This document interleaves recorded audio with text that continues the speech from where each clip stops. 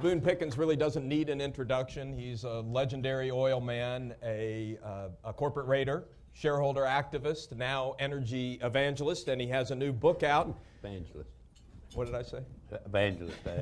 You know when legendary came into it? When? When I was 75. That, I've always been, since 75, everybody says legendary. you think it's a euphemism for old? Yes, I do. Absolutely.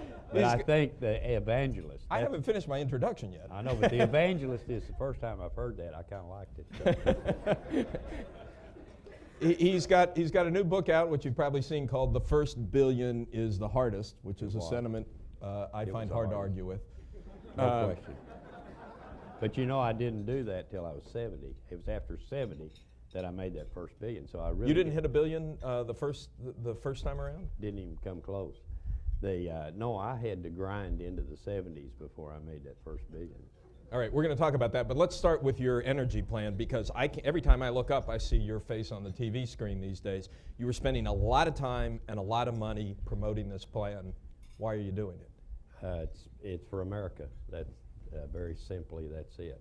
I had, I've been in the business forever, and I understand it, and I do believe I know more about it now. If somebody knows more than I do, they haven't shown up yet. And but what I saw and what the experiences I had, and I did stay current and very active in the business. So I didn't. It was not something I read about, thought about, and decided to say something about. I was actually in the game, and as it unfolded, I had a lot to say about it. In the early '90s, let's go back to 70s, we were importing 24% of our oil. In the early 70s, by the time we got up to the Gulf War, we were importing 42%. Now we're just under 70%, and if we continue like the next 10 years like we've gone the last 40 years, we'll be approaching 80%, and I promise you'll be paying $200 to $300 a barrel for the oil. Can you give us an exact date on that 200 to 300 barrels? I think there are a lot of people. Yeah, I'll say December the 1st, 2018. Oh. Okay.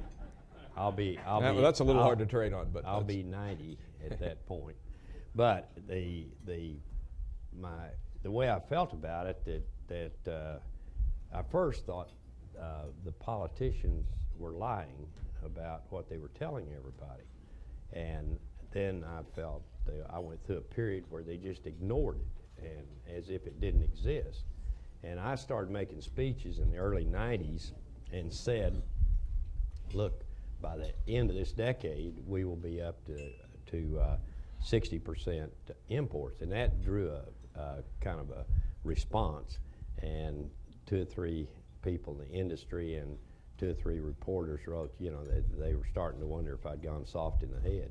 That of course we couldn't be importing 60% we were though, and but I couldn't get anybody at that point, and there's a good reason for this why I couldn't get any traction, was because it was cheap. Oil was cheap, and you could get somebody's attention for breakfast or dinner, and maybe a follow-up phone call, but it was dead after that because oil was cheap.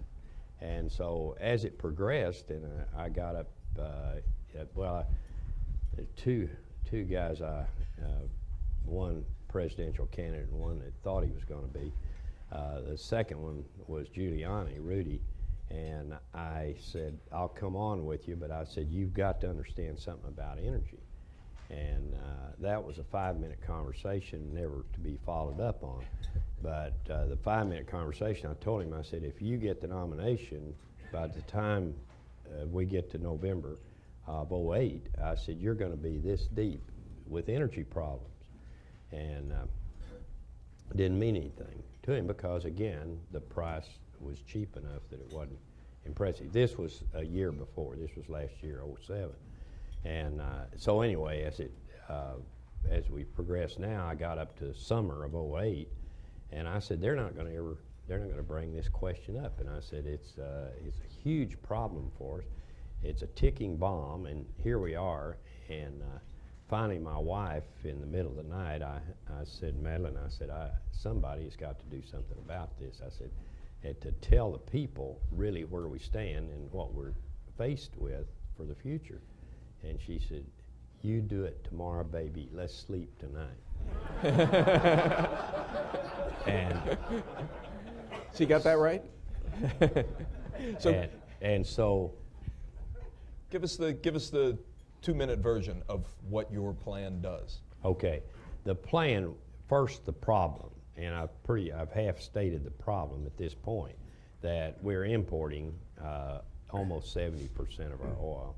I like for people to correct me on that. They'll say, no, it's not 70, it's only 67. Thank you, we'll use 67, that's good enough.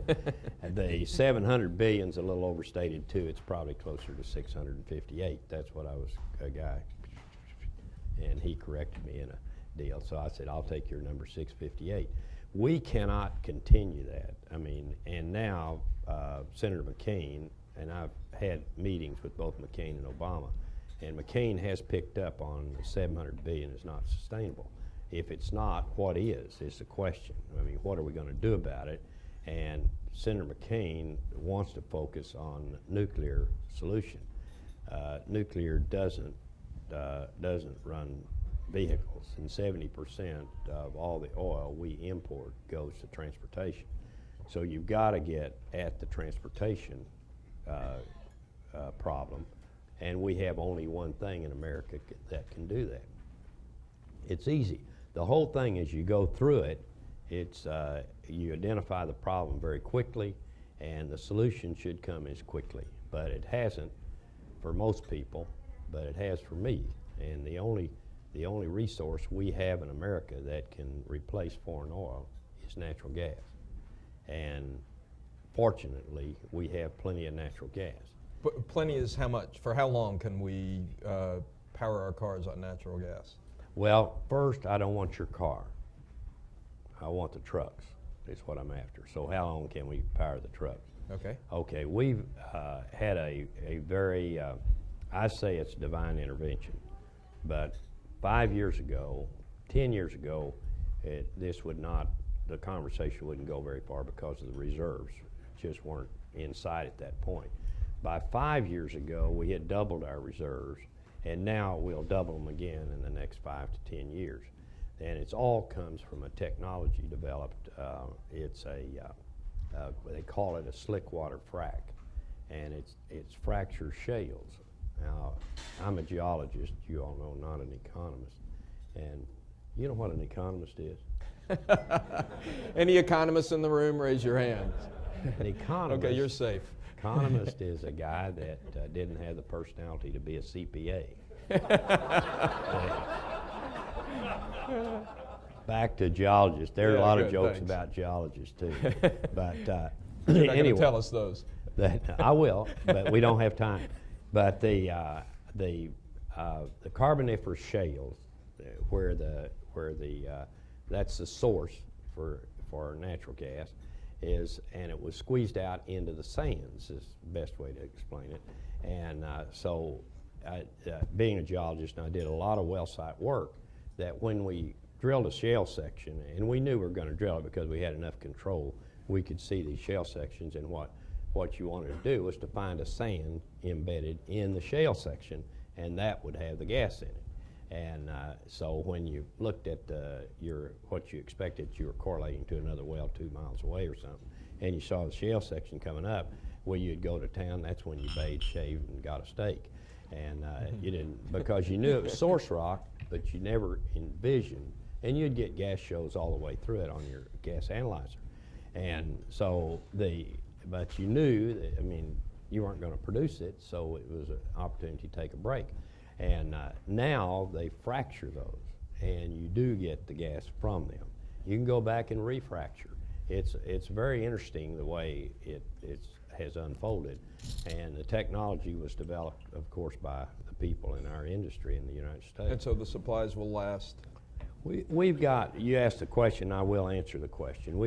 That's unusual for me, but go ahead. Yeah. 150, I'd say 150-year supply. 150 years. Yeah, wow. under the present depletion, which is about 22, 23 trillion cubic feet of gas a year.